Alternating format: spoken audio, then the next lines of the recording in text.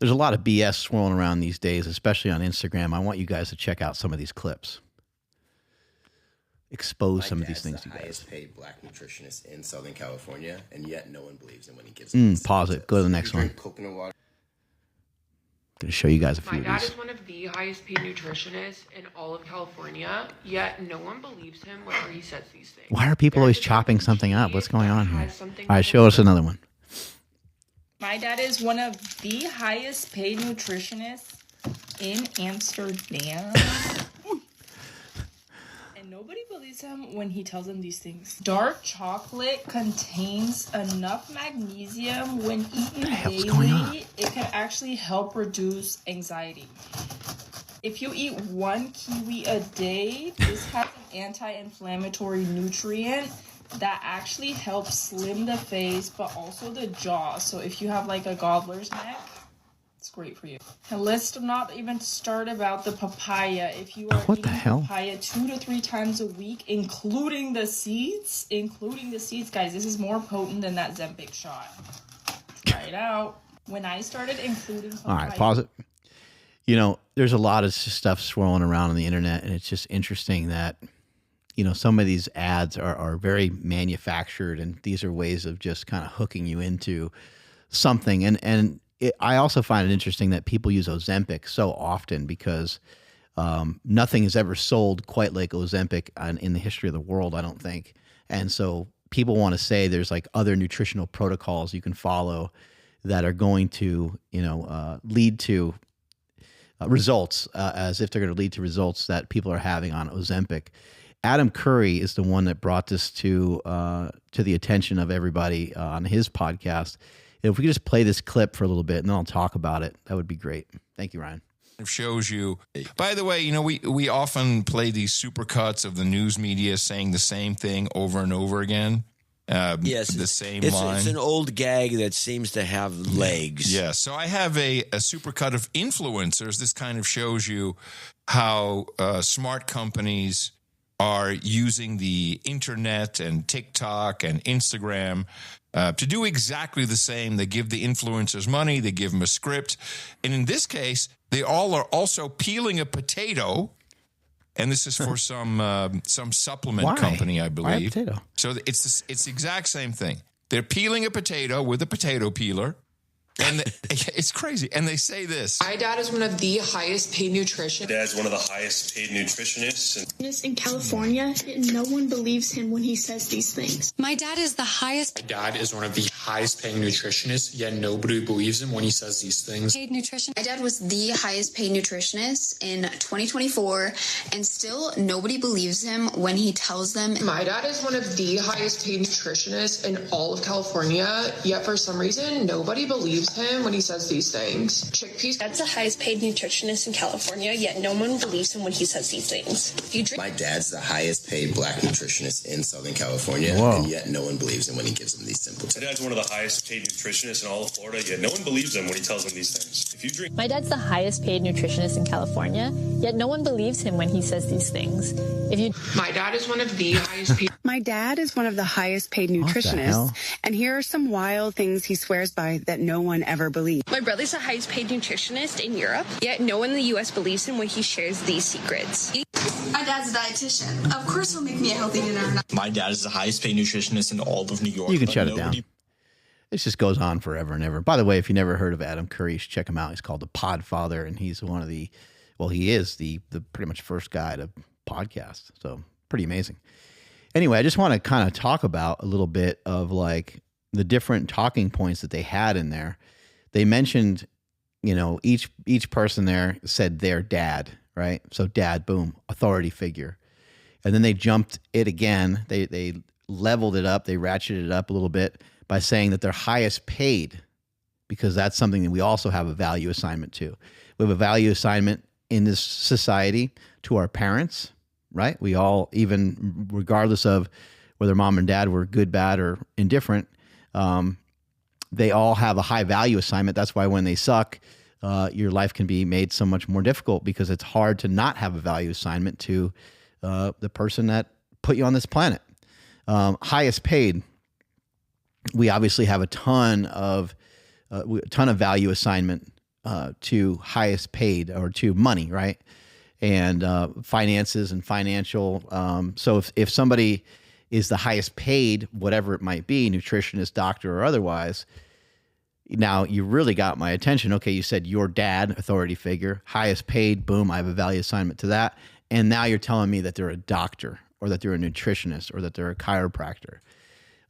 Those are all three different ways to have you buy into the fact that somebody that is not even on screen is an authority figure, so they can then sell you something. And sometimes in some cases, some things are just, I'm not speaking about this particular marketing, this particular ad. Sometimes what people are wanting to share with you sometimes is just information. But most of the time, there's an agenda behind it. Even for myself, I have multiple companies. I have Mind Bullet, which sells the Kratom and Kava products. I have Mark Bell Slingshot, which you guys might be aware of, supportive upper body device for bench press, push-ups, and dips. And we got, wrist wraps and elbow sleeves and knee sleeves and all that kind of stuff. Cover you head to toe, train heavy without pain. And then also I have Within You brand, which has the steak shake and the total carnivore shake and protein powders and hydration and all that good stuff. So obviously, even for myself, there's always like an agenda, right? I'm not making the videos for nothing. I'm not making them like literally for free. In the beginning, when I first started, I didn't necessarily have products to sell, but I did have stuff to sell. I had information to sell. And I wasn't doing any programming or coaching, or wasn't trying to make money that way at all. I was literally giving information. You can check out some of the old YouTube stuff on SuperTraining 06. I started SuperTraining in 2006, and the YouTube channel started right around 2006, 2007, where I started to post videos of, 700-pound deadlifts and 900-pound squats and stuff like that. Those were some of the numbers I was hitting back at that time. And it was really because I thought powerlifting was cool. It was because I just thought powerlifting was awesome. And for those of you that watched for a long time, you saw Scott Cartwright, you saw Treston Scholl, you saw Jim Sheffield, Mike Moore, Roy Bradshaw, Juan Laiha. You saw just like you saw a lot of different people, and a lot of people started getting attached to these people, and we just filmed more and more and more. Then we started filming like every workout. And then, someone of the likes of Stan Efferding came through the doors, Eric Spoto, Dan Green, and eventually some of my other teammates, Silent Mike. You guys remember Silent Mike, Jim McD, Filipino Thunder, all that stuff kind of later on with some of those other lifters and some of those other people. And all that stuff laid down the groundwork for me to be able to sell a lot of these products that I have now, and it allowed me to get like attention, right? But I think it's interesting with these paid ads. One of the reasons why I'm doing this for today is I just wanted to make people aware. I'm not saying that what is said in these ads is like false. I'm not saying that these are bullshit claims, but I think where there's smoke, there's fire, right? So somebody trying to claim that something's going to work better than Ozempic, somebody trying to tell you that something's going to pull your skin tighter and get rid of your turkey neck. It just doesn't sound like it really adds up to me. And I think it's good to be aware of marketing and the fact that we're all being targeted. But I think it's important that you're understanding that you're being targeted all the time.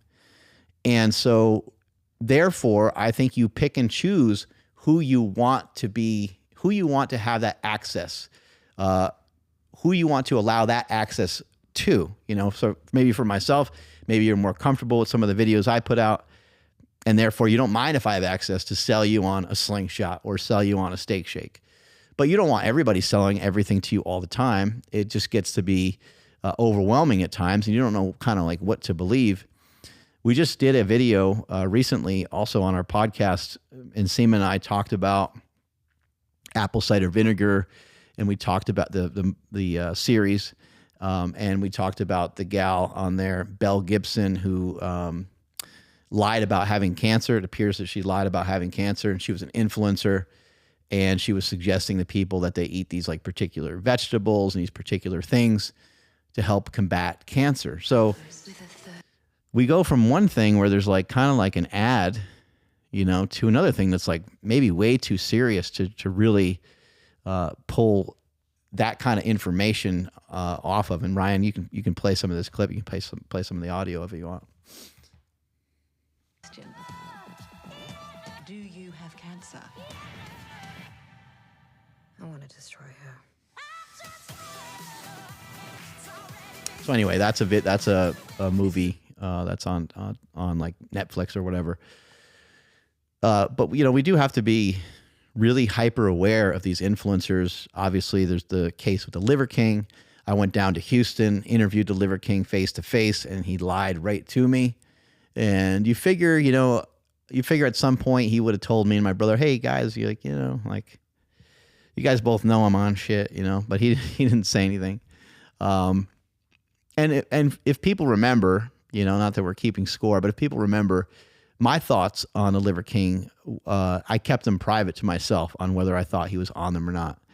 And I did that just because I felt he was on them, and I just didn't feel like there's any reason to really combat that too much. Yeah, in this video, he's like, you know, I don't take that stuff or whatever. And I said, like, what stuff, you know? And he elaborated further, and he said steroids. But I mean, it's clear. I mean, it's like how friggin' jacked the guy is.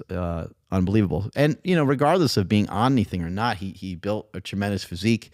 He also built a tremendous following. But I think that we have to think about, you know, who we're following and sort of why, you know, and what are you getting from that follow? For me, I might be, you know, for some of you, I might be an expensive follow because I post a lot of weird stuff. You know, I post a real wide range of things. I might be talking about a keto diet one day, and I might be talking about eating tons of sugar the next. Or recently I posted something about how sugar can cure diabetes. And it's not because I believe that sugar can cure diabetes necessarily, but it's something that I think is a good question to ask. Maybe, just maybe it does, you know. And I think it's a good idea to explore all these things. I'm not saying that you know, someone should take that message to the bank. And I guess in general, we have to realize that social media can be great. Social media can be awesome, but it can also be super dangerous. So you have to kind of proceed with caution. You have to really use your head when you hear different people talking about different types of things. And in this case, where these people are, you know, having these ads that are, you know, just said, it's interesting because it's like obviously like a marketing company is probably behind that.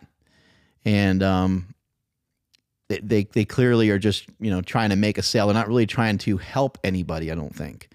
And I think that's where things get really hard to figure out, you know? They get really hard to figure out. You're like, is this guy actually really helping me? Does he really care? Or is he kind of just strengthening his own wallet? And what I would say to that is I think everyone's going to do stuff for money. Like you have to. It's too valued in our society for you to not do things for money. And money does buy you convenience. Money can buy you some time. Money can buy you healthier food and easier options. And like, it just buys you a ton of convenience, which is awesome. And so I think that's why a lot of people place such a high value on money and why people place such a high value on finances. But all the more reason to really pay attention to what we spend our money on. I have tried so many different supplements over the years. Everything from EAAs to creatine to HMB to hot stuff back in the day, Ultimate Orange, ketones, aminos, all these different things. And the only things that have really been somewhat effective for me have been things that are basically close to food or things that are food-like. And that's protein powders and amino acids. And all those things are doing, I think, is just giving my body a little bit more amino acids. I don't know what my life would be like without protein shakes since I've been drinking them since I was a kid, since I was like 14, basically. Metrex shakes back in the day. I'd throw ephedrine and caffeine in there, which is another story probably for another day. That wasn't a good idea. The pre-workout before there was pre-workout. But I always believed in, just basically getting extra protein in. And before protein powder was around, people were doing it with milk. And so I always just kind of felt like, hey, this is a great way to get in some extra protein. Protein shakes over the years have gotten to taste a little bit better. And, over time, they, finally got to be something that can be quite delicious and nutritious in a way. Do I think you can build a great physique and body without supplements? Sure. Like people have already done it. And so we don't really need these things. And so I would just like for you guys to be kind of hyper aware of what's out there and pay attention to just when you're being sold to. And there's nothing wrong with being sold to, and there's nothing wrong with somebody making a sale. It's actually great. Like it's part of the American way. It's a beautiful thing in a lot of ways. That's how I make my money. That's why I'm trying just to authentically share some of my opinions on some of this.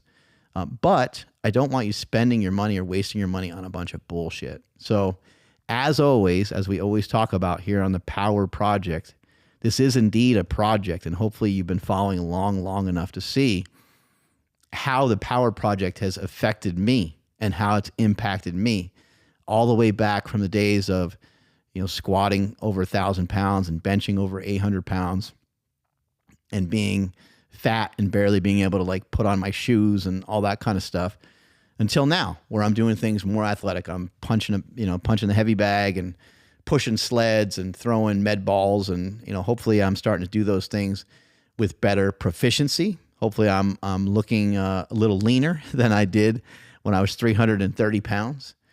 I've been doing this stuff for a long time, and influencer thing is not necessarily something that I love.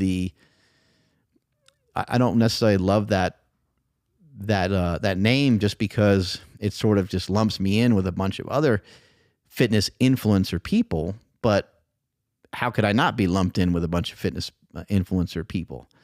And when I think about it, there's a lot of great fitness influencer people. I even think the message that the Liver King had was awesome. I think, he talked about the sunlight and getting outside and being really active and lifting and eating meat and stuff like that, and eating some organs and all those things. I actually think they're important. So I actually think he had some good points. Now, he didn't sell people. He sold people a lie in the fact that he utilized performance-enhancing drugs, and he was blatantly saying that he didn't take them. But it's not like his supplements are fake, right? It's not like his supplements aren't a lie. I actually know some people who have personally tested his supplements, and they came out to have what they're supposed to have in them and stuff like that. So it's hard to decipher the bullshit that's out there, but you guys already know there's quite a bit of it, and it's not easy to tell the difference between all the different bullshit that might be out there. But I'm going to always try to give it to you straight, the best that I can. You can buy my supplements, you can buy my Slingshot, you can buy my Kratom or whatever, or you don't have to. I don't care if you do. I authentically love training, and I authentically love being in shape, and I authentically love sharing fitness. I love sharing some of my journey with people. And when I think something's going to be helpful to you, I'm going to try to bring it to your attention, even if it's the opposite of what I believed in the past. Strength is never a weakness. Weakness is never strength. Catch you guys later. Bye.